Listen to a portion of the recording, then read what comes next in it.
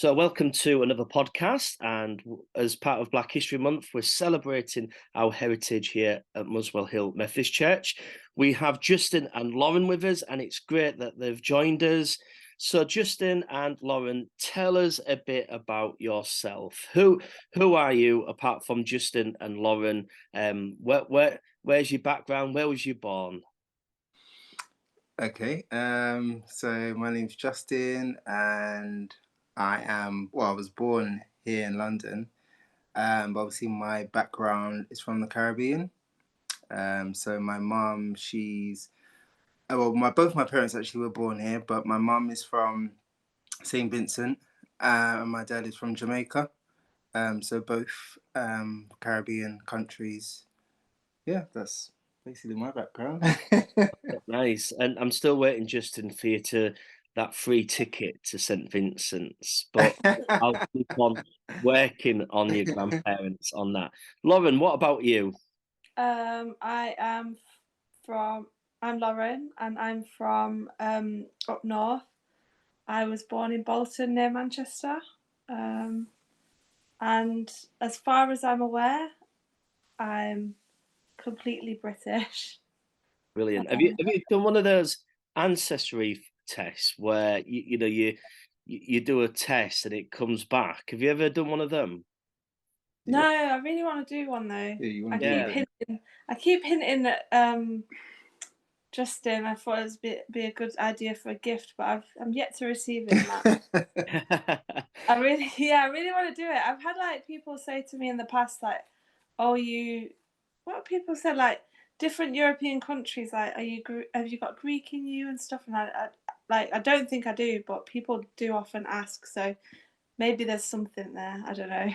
I came back with a percentage of Scottish, and also there was a bit of Danish in me, which is probably why I like bacon. But also, I was I'm a bit of Icelandic as well. So if I come to church one Sunday to lead a worship dressed as a Viking, then I can say it's part of my heritage.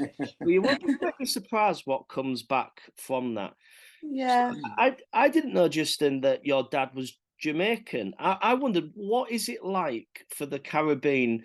Is it fair to say that sometimes the islands like St. Vincent's can feel a bit sometimes left out, sort of to Jamaica?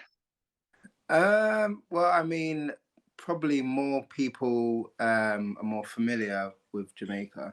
Well, I think typically when people ask me where I'm from, I say I'm from the Caribbean, and they just assume immediately Jamaica. So yeah, I get what you're saying in that sense.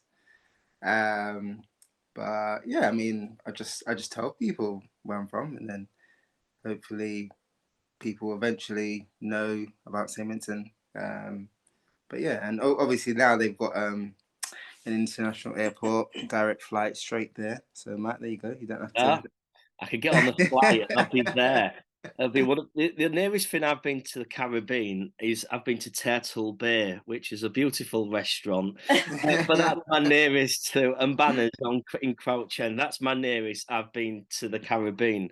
But I just think it's a wonderful culture, isn't it? It's laid back, and your grandparents are in St. Vincent's?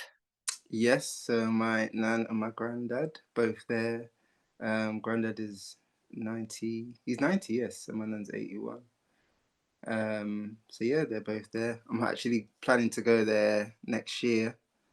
We actually were there this year. Planning, you are going. Okay, well, I am going there next year. You're only going, not Lauren and the children, just you. No, because it's like triple the fare when you go, because Aubrey's at school now, so yeah, it's the half terms only. So yeah, sounds like you need a traveling buddy. Actually, I'll put it out there. You need a traveling buddy. I mean, if you're offering to babysit Matt, then no problem. I'll be there.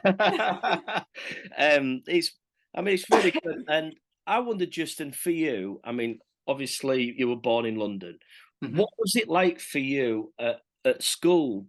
Do you feel you was ever treated any different?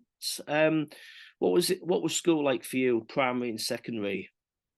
I mean, for me, I would say yes, my culture obviously played a part, but also I'm very tall as well. So a tall black boy, I pretty much, I think it would have impacted in terms of people would have judged me before they actually knew me, because I was obviously a lot younger than probably what people expected as well. But I mean, like, I got through school and where I am now. So Yeah. I think sometimes we don't realise, do we, what there is around, where sometimes we put labels on people and we don't realise sometimes that we're doing it. yeah, And I mean, from where I'm from, it's probably the same for you, Lauren, that up north, where I'm from, Hull, you're from Preston, I'm from the right end, you're from Bolton, aren't you? And I'm from the right end of the county. I'm from Yorkshire, God's own. You're from Lancashire. Yeah. But for you, Lauren, what was it like for you at school? I mean, for me, it was more like, not like London or Birmingham, Leeds, but in Hull, I'm guessing maybe Bolton the same, that it was very white in schools, maybe with the one. Yeah, round. we grew up in a very white well, it was a very white school. I guess, like, it was diverse with, like, it was more like Asian backgrounds. I think I recall, like, having one friend who was a black guy, and I think he was actually adopted, so I think his mum was actually white as well. So I don't recall any other black families in my at least in my year group. So that's at secondary school. Primary school, it was completely white. Like, I have literally, like, I don't even recall any mixed race families, like, where I grew up. So yeah, yeah. Yeah, it's. I suppose when they're moving to, London, then you see things differently. And I wondered, let's fast forward to 2023, and obviously you're both married. How did you meet? We met at uni. Oh, Yeah, we met at uni in Leicester at De Montfort University. I actually remember being at college because I was born in Bolton, but we moved to Cumbria, Carlisle, which is probably even less diverse than Bolton. Yeah, definitely all white, pretty much. And I remember speaking to my tutor at uni, being like, "Oh, I need some more diversity. Where can I go to uni that's going to be more diverse?" Probably could have gone to any university and it would have been more diverse than what I was used to, but she recommended Leicester, and so that's where I ended up, and so did Justin. that's where you met Justin, and then Lauren. You felt like, hopefully, you never felt like saying, "I wish I went back to Carlisle." You went to Leicester, and you met each other. How did you meet each other? Obviously, was you studying separate, different subjects, and how did you meet? Yeah, so we were both studying architecture, basically. I was doing architecture and Lauren was doing interior architecture. But we actually met on a night out. But we actually were studying in the same building, like, literally. Yeah. We realised that obviously after. We were in separate year groups because I did, like, a different course, like, at college first. So although we're the same school year, Justin was in the year above me at uni. So we met on my freshers week. He was, trying to join the party again. Please. So Justin was out, and then we met on a night out, and we kind of connected over our course, and we were friends for a couple of years, 2 years before we actually got together. So we actually grew a close friendship before we got together. really close, and then you got together. Yeah, which was weird. Yeah. How did you? What was your first date? What did you do? I mean, I can imagine, Justin, you really spoilt Lauren. You know, you took her out to a romantic vegan restaurant, because I know, Lauren, you're vegan. Well, she wasn't vegan then. She was Oh, she veggie. was not. She was a vegetarian. Oh, No, vegetarian. it's way weirder than that. All right, okay, go on. I like weird. Do you remember? No. So me and Justin got together the night before I was going on a holiday with some girlfriends. Yeah. And so I was away on my holiday for a week, I think, when we just literally got together the night before. And Was this when I went to Carlisle? my mum picked me up from the airport. Yeah. And I got back to my got back to my house, and I opened my front door and Justin's there. Because so it's not really our first date, but it was just like the first memory of like as a couple. Justin was just there because obviously we'd been together for such a long time. Justin been friends for such a long time. Justin knew my mum, and they sort of planned this trip. And I was like very shell shocked after a flight home and slightly hungover. That's so good. But I don't actually remember our first date. No, neither do I.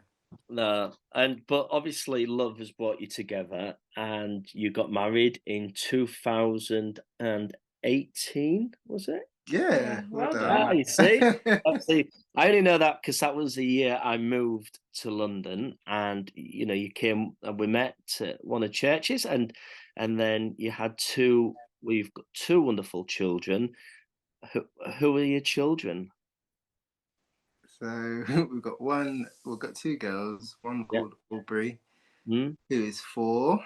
She started school in September. I think I said that already. And then the other one is Arlie. She actually turned 1 2 days ago. Oh, did she have a good first birthday? I think so. Yeah. We went to BBC Earth experience. So yeah, that was nice. Yeah. Sounds it. And for those who don't know, that Ali was baptized a few weeks ago She now. was, yeah. Yeah. And it's good that we see you're part of the family, and that you've got two wonderful children. I reckon your youngest is going to be the most naughtiest. I might be wrong, but Aubrey's really quiet, isn't she? Well, very, she's quiet very in front of people. Yeah. She's very shy. I would say shy. Yeah. She's not quiet at home. And she can test the boundaries. Yeah. Definitely. Well, you didn't mention, Matt, that you baptized both of them. I did Aubrey at Holly Park, and then Ali at Muswell Hill, and you know, it's wonderful that we have that wonderful friendship as well, and we learn from each other, don't we? This is what awareness is about. It's about learning from each of us backgrounds, even if you're from Lancashire. It's about learning other people's traditions. It's really important, isn't it, of what we do. I think it's improving, like, because they had like a Black History thing at Aubrey School, didn't they? Yeah, they did. They had like a party. I think they have like a whole committee for it. Had a party on Friday. I didn't have anything like that when I was last at school. week. No. It was really good, and it was like,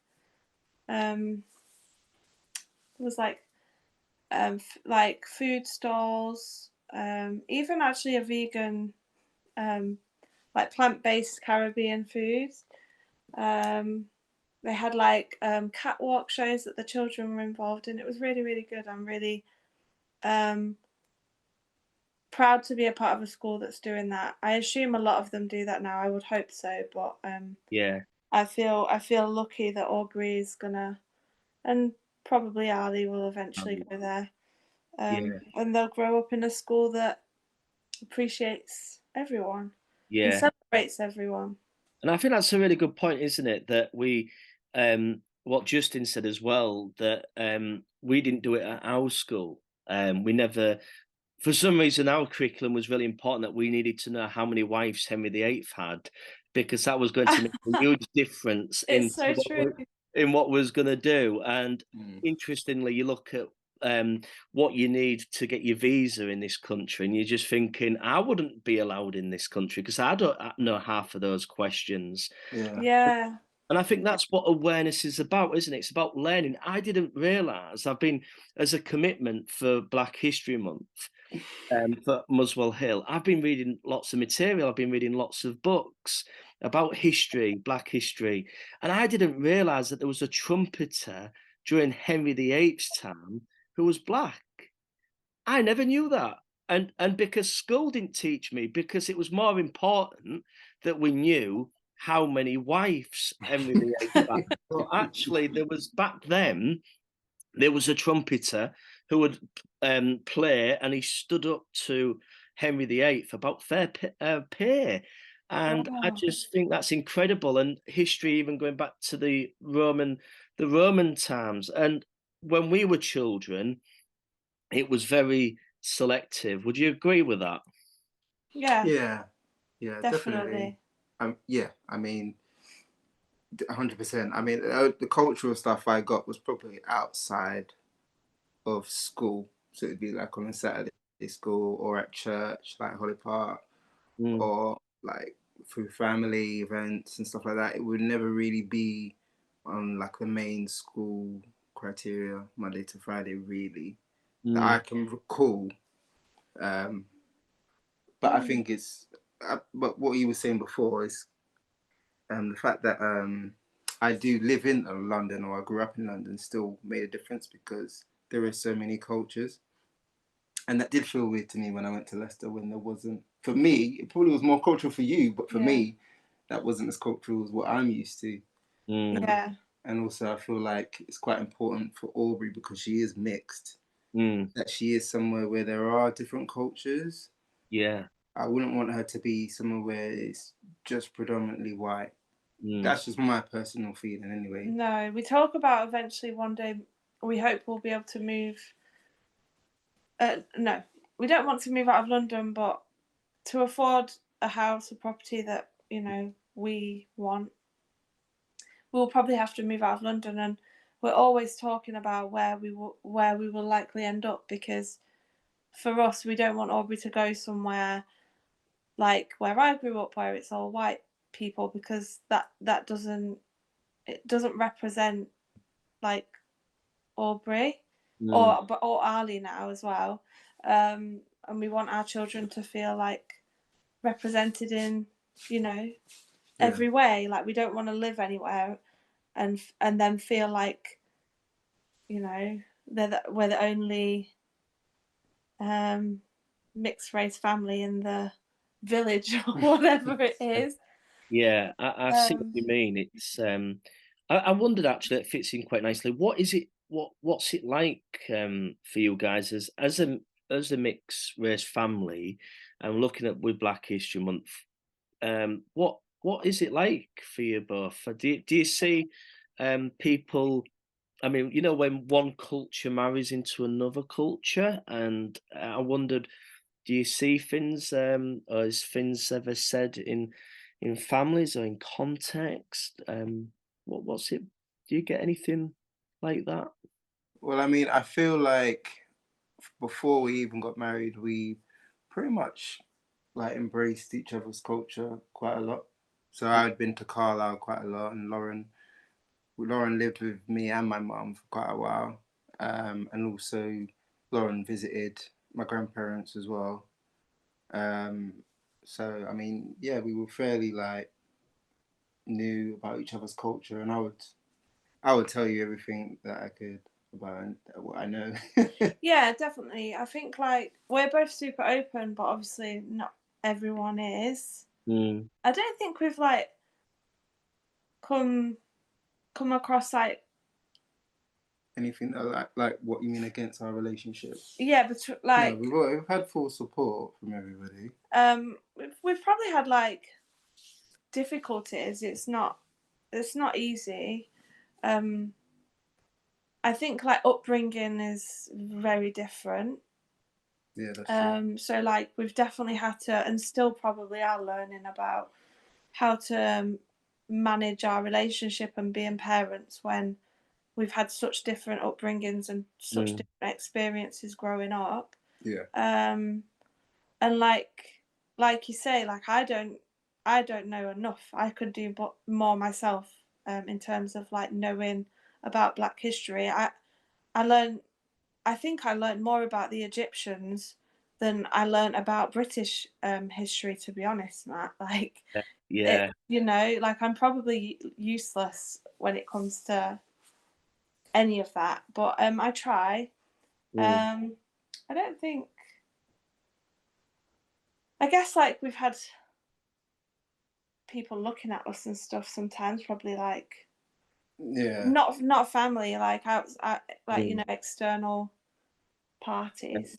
Yeah. So people maybe on the streets looking, and Like yeah, yeah, it's, Yeah, I mean, that's more out of London.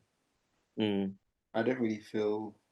not anymore. But I think we have had people in London like. mm. Oh, okay, yeah. Sometimes you can see people staring, can't you? You can feel it. Never mind. Yeah, You can feel the daggers. People looking well, at you. we don't mind. We're Mm, happy. Yeah. We don't care what anyone. Yeah, but I think like it is still important to have the mindset of that we see color, isn't it? mm, Rather, because obviously we love each other, Yeah, but we also know that we are from different backgrounds as well, culturally. yeah. But at the same time, like we both grew up in the same country, so Mm, again, some of our values are probably similar as well. Like, mm, yeah, so as if I was like maybe from the Caribbean and I was born in the Caribbean and I grew up in the Caribbean, and then I moved to uni and I met you at uni at that point, and that was my first time being in the UK. Maybe our experience would be different. yeah. Well, it would definitely, undoubtedly. Um, I think. Yeah, I don't know. so there's an element of us both being British, yeah, like there's so many things that we relate to yeah. at all, you know. If it was, I guess Justin Theophilus coming straight, if you like from St. Vincent's, and Yeah, then, but yeah, the cult, yeah, have been embedded, isn't it, yeah, about that? I think that's the thing about awareness months I really like. And you said about going back to Aubrey about doing these at schools, really important. But I think if we start treating humanity as humanity, it's really important that we can't say that awareness month is greater than we must have Black History Month, but equally we must have months like Pride, and we must have other months as well, because actually what the good thing about with these awareness months is it shows that the richness of culture that we have, but the discrimination that people had in the past and still have yeah, today. And that's why we do these months, and it's important. I, I remember we've got Remembrance coming up, that famous 11th of November, and we're getting better at it in society. But when I was growing up, and up to a few years ago, it felt like it was just celebrated as a white person's remembrance. I Mm. can imagine people watching, listening to this will be thinking, "What's he on about?" But seriously, look at clips on YouTube. This is why we had to have a poppy that was a black poppy to actually say to people, this wasn't just a white person's war or remembrance, it's everybody's as well. I think we're getting better at that. Still got a long way to go, but we're yeah. getting better at those, letting people know, because we're only, would you say we're only good at history when it suits us? Yeah. I think so. For the most Wonderful. part. And before we go, I wondered, it's been a really good. I could talk to you all night, which because I know that you've got work tomorrow and I've got a day off, so I could talk to you all night because I've got nothing to get up. But I wondered for Muswell Hill, you've been coming to us and it's been wonderful. But I wonder, as a church community, what can we do for a family, a young family like yourselves? What makes you come to Muswell Hill and you think, yeah, I want more of that? To be fair, like the past times that we've enjoyed the service every time, really. It's the service and also the people just feel so welcoming. They really like everyone that I've met and spoke to so far seems so welcoming. I'll definitely say it's family friendly as well. Like having a little small area at the back helped with us like keeping our kids entertained. Yeah. When there's not a Sunday school, or I don't know if you're allowed to call it a Sunday school. But yeah, no, I mean it's been really good every time we've been, really. That's great.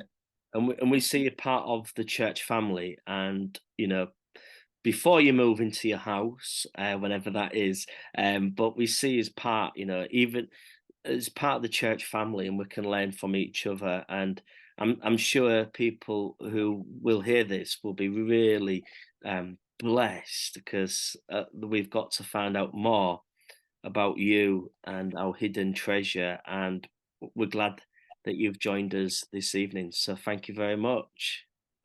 Thank you for having us. Thank you.